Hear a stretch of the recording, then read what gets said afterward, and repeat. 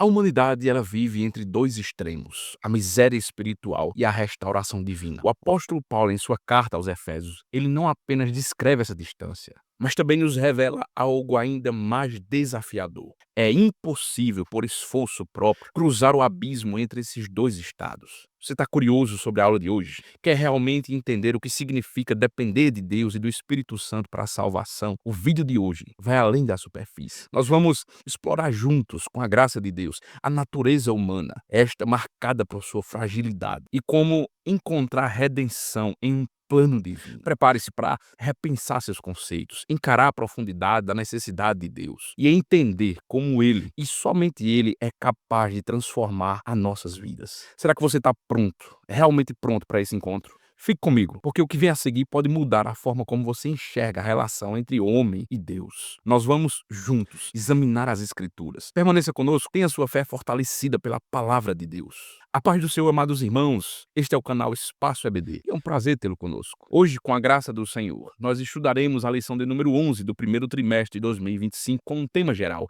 em defesa da fé cristã, combatendo as antigas heresias que se apresentam com nova aparência. A lição de hoje traz o título: A salvação não é obra humana. A leitura bíblica em classe que nós iremos fazer está na carta do apóstolo Paulo aos Efésios, no capítulo 2, versículo de número 1 ao versículo de número 10. A palavra do Senhor ela nos diz: E vos vivificou, estando vós mortos em ofensas e pecados, em que no outro tempo andastes segundo o curso deste mundo, segundo o príncipe das potestades do ar, do espírito que agora opera nos filhos da desobediência, entre os quais todos nós também antes andávamos nos desejos da nossa carne, fazendo a vontade da carne e dos pensamentos. E éramos por natureza filhos da ira, como os outros também. Mas Deus, que é riquíssimo em misericórdia, pelo seu muito amor com que nos amou, estando nós ainda mortos em nossas ofensas, nos vivificou juntamente com Cristo, pela graça sois salvos, e nos ressuscitou juntamente com Ele, e nos fez assentar nos lugares celestiais em Cristo Jesus, para mostrar nos séculos vindouros as abundantes riquezas da sua graça, pela sua benignidade para conosco em Cristo Jesus. Porque pela graça sois salvos, por meio da fé. Isso não vem de vós, é dom de Deus, não vem das obras para que ninguém se glorie, porque somos feitura sua, criados em Cristo Jesus para as boas obras, as quais Deus preparou para que andássemos nela. Amados irmãos, os objetivos desta lição são três. O primeiro, ensinar a respeito da doutrina da salvação sob a graça de Deus. Segundo, elencar ensinos inadequados sobre a salvação na antiguidade. Terceiro, correlacioná-los aos ensinos inadequados sobre a salvação na atualidade. Amados irmãos, observando esses objetivos que pretendemos alcançar por meio desta lição, o ponto número 1 nos fala sobre a salvação sob a graça de Deus. Veja, amados irmãos, que a doutrina da salvação pela graça de Deus é um dos pilares centrais da fé cristã. A compreensão desta doutrina é fundamental para a vida espiritual de todo crente. O texto utilizado por esta lição, texto bíblico, que é a carta do apóstolo Paulo em Efésios, capítulo 2, versículo 1 ao 10, revela um panorama profundo da condição humana sem Deus e também da intervenção divina para resgatar a humanidade. A análise dessas passagens, irmãos, expõe verdades eternas que nos ajudam a compreender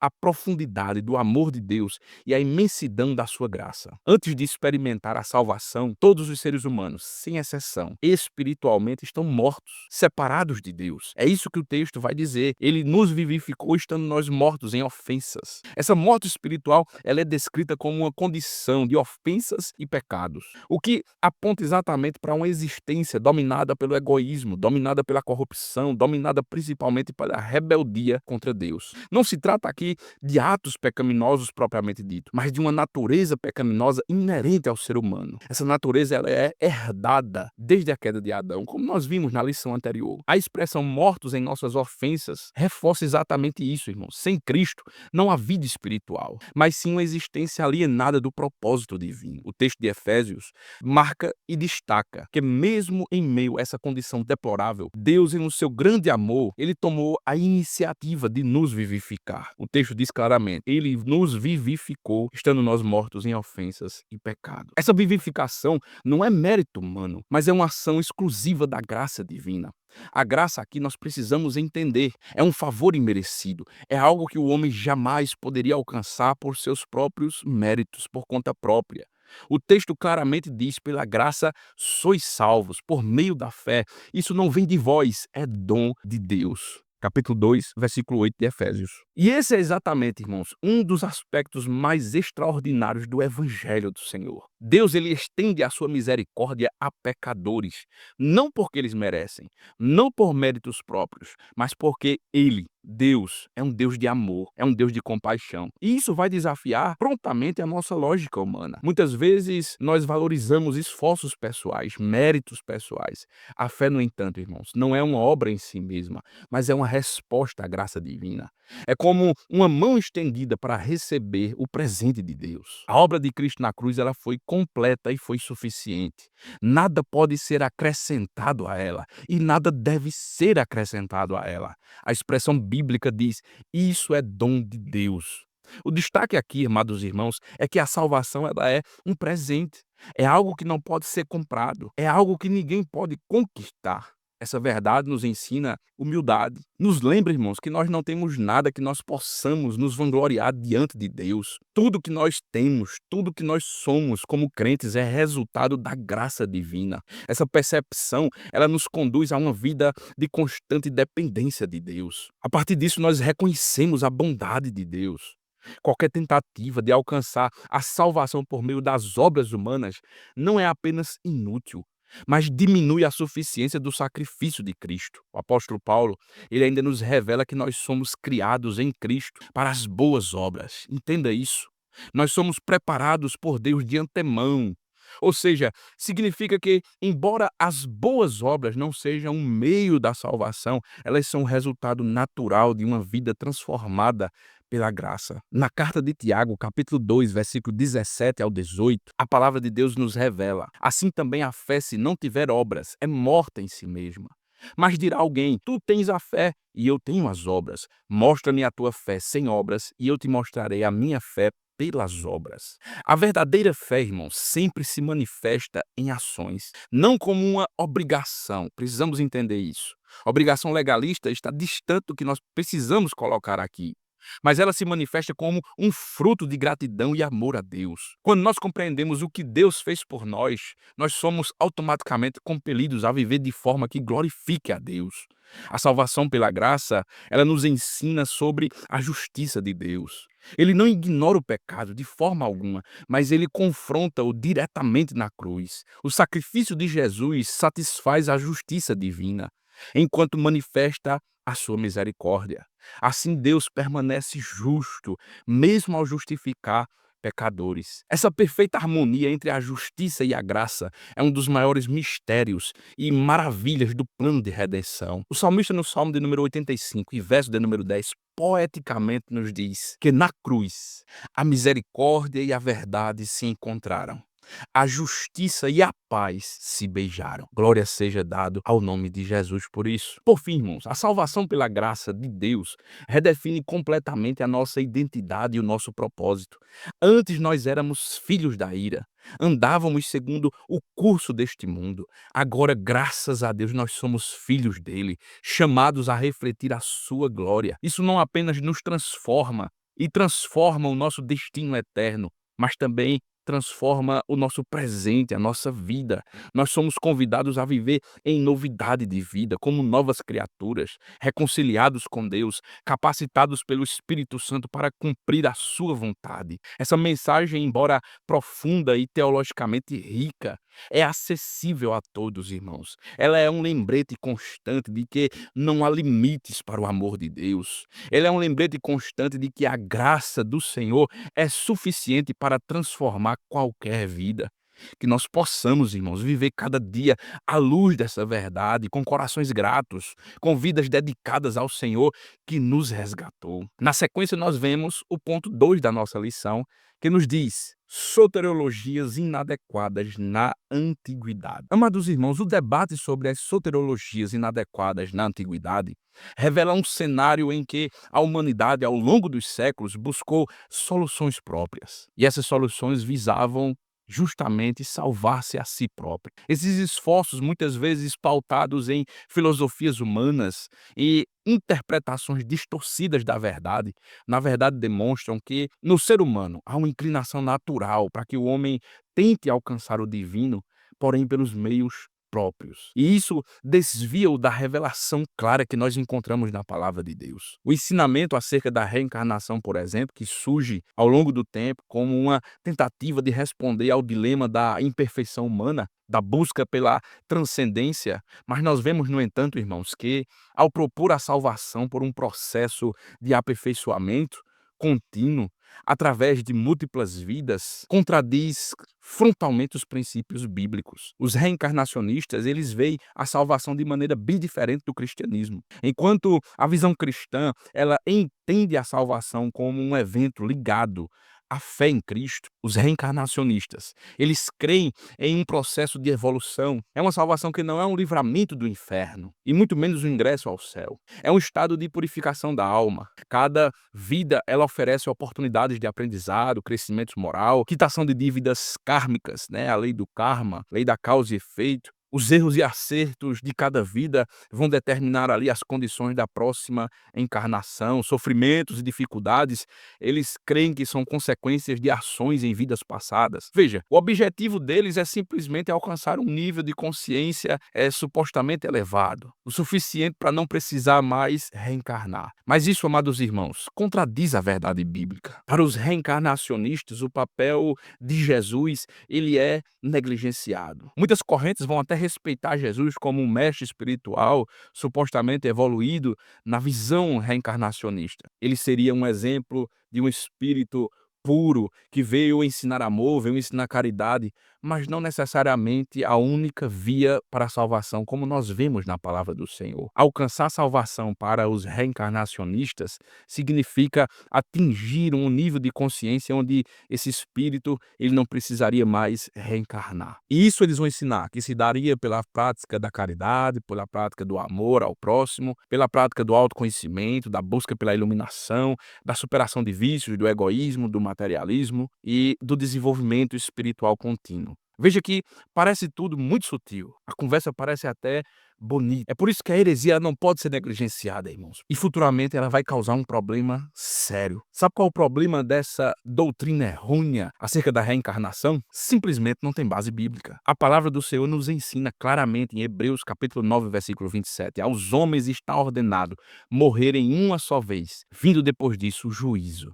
Essa verdade, irmãos, enfatiza a unicidade da existência terrena e a necessidade de um encontro definitivo com Deus nesta vida, a única vida que nós temos para ser vivida, para aí então seguirmos a eternidade. A salvação não pode ser fruto de esforços humanos, é um dom gratuito da graça divina. Está disponível para todos que creem em Jesus, conforme a palavra do Senhor. Os galacionistas, que representam uma outra forma de distorção. Eles buscavam condicionar a salvação ao cumprimento da lei de Moisés. Essa posição ela foi veementemente combatida pelo apóstolo Paulo. A posição deles ignora o fato de que a lei jamais teve o propósito de justificar o homem diante de Deus, mas sim de apontar para a necessidade de um Salvador. Paulo, ele explica claramente: ninguém será justificado diante dele por meio das obras da lei. Gálatas 2:16.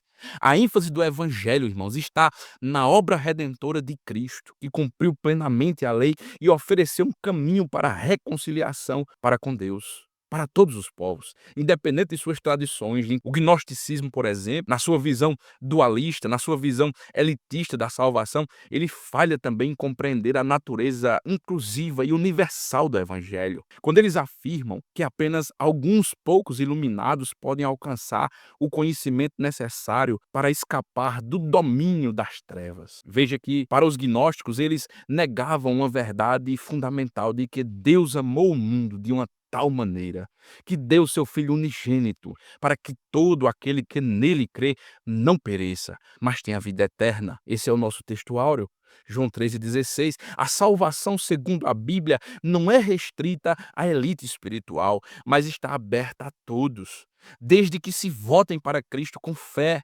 desde que se voltem para o Senhor em arrependimento. Quando nós analisamos, irmãos, essas correntes de pensamentos, nós percebemos um denominador comum. Todas elas minimizam ou rejeitam a suficiência da obra de Cristo na cruz. Seja através da reencarnação, seja através da observância legalista ou do conhecimento esotérico, essas doutrinas elas desviam o foco da salvação que vem exclusivamente pela graça, mediante a fé. Na carta do apóstolo Paulo aos Romanos, no capítulo 3, versículo 23 e 24, a palavra nos diz: porque todos pecaram e destituídos estão da glória de Deus, sendo justificados gratuitamente pela sua graça, pela redenção que há em Cristo Jesus. Esse texto, irmãos, é um lembrete claro de que o coração humano, em sua arrogância, frequentemente vai tentar criar atalhos, vai tentar criar alternativas para o plano divino, quando na verdade a salvação ela é acessível a todos de forma simples,